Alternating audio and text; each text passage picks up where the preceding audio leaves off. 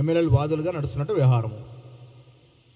దాంట్లో కేటీఆర్ ప్రమేయమో, రేవంత్ రెడ్డి గారి ప్రమేయమో, మహేష్ గౌడ్ ప్రమేయం ఎందుకుంటుంది?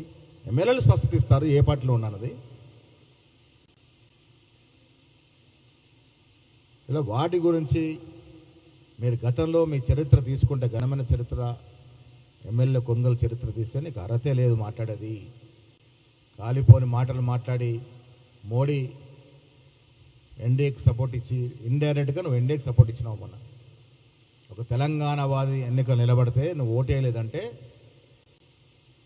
ఇండైరెక్ట్గా నువ్వు మోడీకి సపోర్ట్ ఇచ్చినావు. దాంట్లో ఏం అనుమానం లేదు. ఇవాళ ఓట్ చోరీ అంశం ఈ దేశం మీద యావత్ ప్రపంచ దృష్టిని ఆకర్షిస్తూ ఉంది. ఎన్నో దేశ విదేశాల అధ్యక్షులు ఆరాధిస్తూ ఉన్నారు. అసలు ఓట్ చోరీ ఏంటి, ఈ దేశంలో జరుగుతున్న తతంగం ఏంటి అని.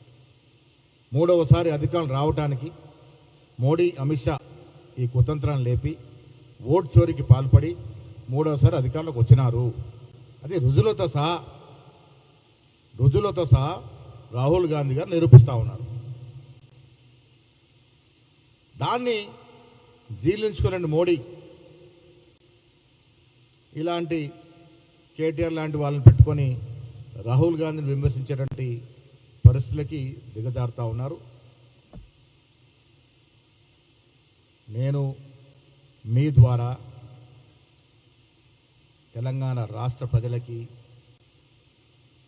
స్పష్టత ఇవ్వదలుచుకున్న, బీజేపీ బీఆర్ఎస్ పార్టీ వేరు కాదు.